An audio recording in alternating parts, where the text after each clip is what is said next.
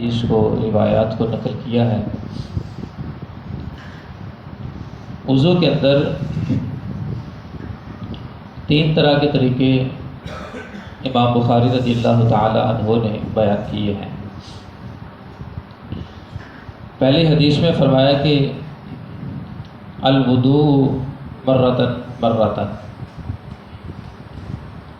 دوسرے باب کے اندر آپ نے صراحت فرمائی الوضوء مرتین مرتین، اور تیسرے باب میں فرمایا الوضوء ثلاثا ثلاثا۔ یعنی وضو کے حوالے سے امام بخاری رضی اللہ تعالی عنہ نے خصوصی طور پر ان تین ابواب کو بیان کیا ہے کہ وضو ایک ایک مرتبہ کرنا یہ بھی حضور صلی اللہ علیہ وسلم سے ثابت ہے، اور دو دو دفعہ وضو کرنا یعنی اعضاء وضو کو دھونا یہ بھی سرکار صلی اللہ علیہ وسلم سے ثابت ہے، اور تین تین دفعہ اعضاء وضو کو دھونا یہ بھی سرکار صلی اللہ علیہ وسلم کے عمل مبارک سے ثابت ہے۔ چنانچہ اس حوالے سے جو پہلا باب آتا تھا وہ ایک ایک مرتبہ وضو کرنے کے حوالے سے حضرت ابن عباس رضی اللہ تعالی عنہ سے روایت قال تودع النبی صلی اللہ علیہ وسلم مرتن مرتن، حضرت ابن عباس رضی اللہ تعالی عنہ نے فرمایا کہ نبی کریم صلی اللہ علیہ وسلم نے ایک ایک مرتبہ وضو فرمایا۔ اور دوسری حدیث حضرت عبداللہ بن زید رضی اللہ تعالی عنہ سے ان النبی صلی اللہ علیہ وسلم تودع مرتین مرتین، کہ حضور صلی اللہ علیہ وسلم نے دو دو دفعہ اعضاء وضو کو دھویا۔ اور تیسری حدیث حضرت عثمان رضی اللہ تعالی عنہ کے جو غلام تھے حمران، ان سے روایت ہے، فرماتے ہیں انہو رعا عثمان بن عفان دعا باناء ففرغ علی کفیہ ثلاث مرار، کہ حضرت عثمان رضی اللہ تعالی عنہ نے انہوں نے دیکھا کہ انہوں نے پانی کا ایک برتن مانگا، فغسلہما ثم ادخل یمینہ فی الاناء، پہلے انہوں نے اپنے دونوں ہاتھوں پر تین مرتبہ پانی ڈالا اور انہیں دھویا، پھر اپنا دایاں ہاتھ برتن میں ڈالا اور کلی کی اور ناک میں پانی ڈالا، پھر تین مرتبہ منہ دھویا اور کوہنیوں تک دونوں ہاتھوں کو تین مرتبہ دھویا، پھر سر کا مسح کیا، اس کے بعد دونوں پاؤں ٹخنوں تک تین مرتبہ دھوئے، پھر کہا کہ رسول اللہ صلی اللہ علیہ وسلم نے ارشاد فرمایا جو شخص میرے اس وضو کی طرح وضو کرے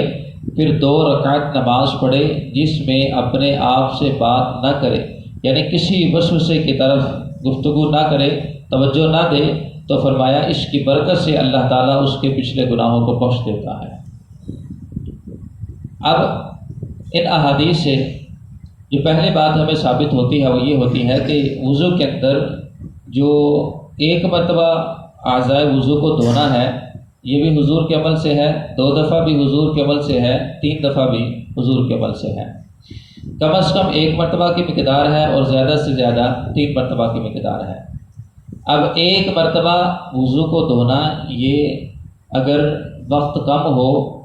اور نماز کا وقت جا رہا ہو اور پانی بھی قلیل ہو تو پھر 1 مرتبہ وضو کرنے کو ترجیح دینی چاہیے، یعنی یہ نہیں ہے کہ پانی بہت مختصر ہے، پانی کم ہے تو بندہ 3 دفعہ دھونے کے اندر پڑ جائے گا تو پھر اعضاء وضو آدھے دھل جائیں گے، آدھے پھر بقیہ رہ جائیں گے۔ یا وقت بہت قلیل ہے، 3 دفعہ کی سنت ادا کریں گے تو جماعت کے نکل جانے کا خطرہ ہے، تو پھر ایسی صورت کے اندر بھی اعضاء وضو کو ایک ایک مرتبہ ہی 2 کی نماز میں شرکت کر لینی چاہیے۔ اور پھر کم از کم جو مقدار ہے وہ 1 مرتبہ کی ہے، زیادہ سے زیادہ 3 مرتبہ کی ہے، مطلب کہ 3 مرتبہ دھونا یہ سنت کے درجے میں ہے، 1 مرتبہ دھونا کم از کم یہ فرض کے درجے میں ہے، اور 3 مرتبہ دھونا زیادہ سے زیادہ یہ سنت کے درجے کے اندر ہے۔ 2 مرتبہ کی اگر کوئی شخص نیت کر لیتا ہے تو بھی اس کا عمل سنت کے مطابق ہے۔ اور پھر بعض لوگوں کا یہ کہنا ہے کہ 3 دفعہ دھونا فرض ہے، ان کا بھی اس سے رد ہو گیا کہ نہیں، 3 دفعہ دھونا اگر فرض ہوتا تو حضور 2 دفعہ نہ دھوتے، اگر 3 دفعہ دھونا فرض ہوتا تو حضور 1 مرتبہ دھونے کے اوپر اکتفا نہ کرتے، بلکہ حضور نے امت کے لیے آسانی پیدا فرمائی،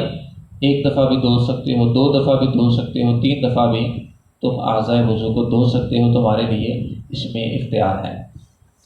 اور پھر اس کے اندر جو تیسری حدیث تھی اس میں ایک بات یہ بھی ثابت ہوئی کہ حضور صلی اللہ علیہ وسلم نے سر کا ایک دفعہ مسح کیا. حضرت عثمان غنی حضور کا وضو بیان فرما رہے ہیں کہ انہوں نے سر کا مسح کیا، بقیہ اعضائے وضو کو 3 دفعہ دھویا، لیکن جب سر کی باری آئی تو ایک مرتبہ کا ذکر کیا، کیونکہ جو سر کا مسح ہوتا ہے اس میں صرف ایک مرتبہ ہی مسح کرنا یہ سنت ہوتا ہے. اصل بات یہ ہے کہ سر کا مسح 3 دفعہ کیوں نہیں کیا گیا؟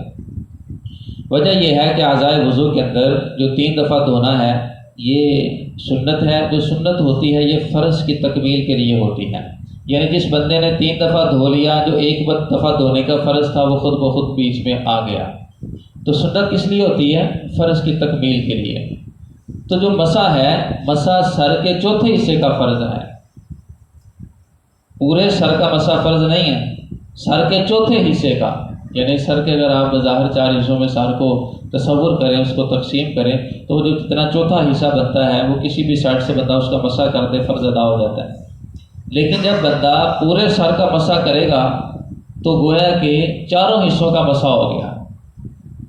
تو پورے سر کا مسح کرنے میں ہی جو نا وہ تکمیل سنت ہے. تو جب پورے سر کا مسح کیا تو جو چوتھا حصہ فرض تھا اس کے اوپر خود بخود عمل ہو گیا.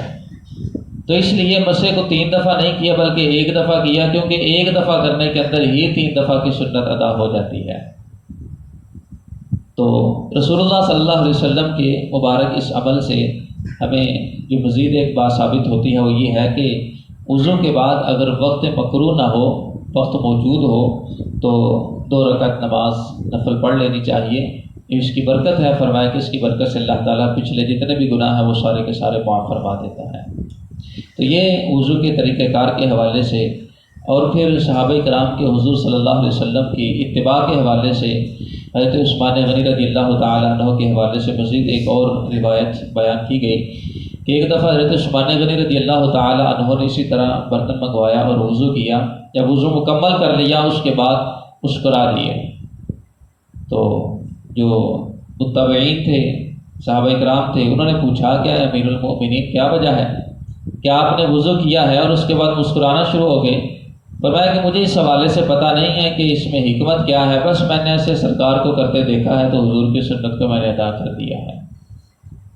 حضور کس وجہ سے مسکرائے یہ اللہ بہتر جانتا ہے، لیکن میں کس وجہ سے مسکرایا؟ میں حضور کی سنت کی اتباع کی وجہ سے مسکرایا ہوں. وضو کر کے خنداں ہوئے شاہ عثمان،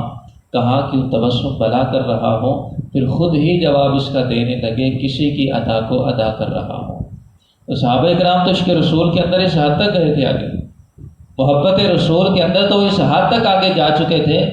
کہ وہ یہ نہیں دیکھتے کہ یہ کام جائز ہے ناجائز ہے، یہ ایسے نہیں ایسے نہیں. وہ دیکھتے تھے کہ حضور نے کیا ہے یا نہیں کیا ہے. حضور نے جیسا کیا ہے آنکھیں بند کر کے حضور کی اتباع میں وہ صحابہ کرام چل پڑتے تھے. اور ایک امتی کی اپنے نبی سے محبت کا تقاضا بھی یہی ہونا چاہیے کہ جس چیز کے بارے میں شریعت کا مسئلہ معلوم ہو جائے، آنکھیں بند کر کے اس کے مطابق عمل کرنا شروع کر دے. اسی کے اندر اس کی نجات ہے.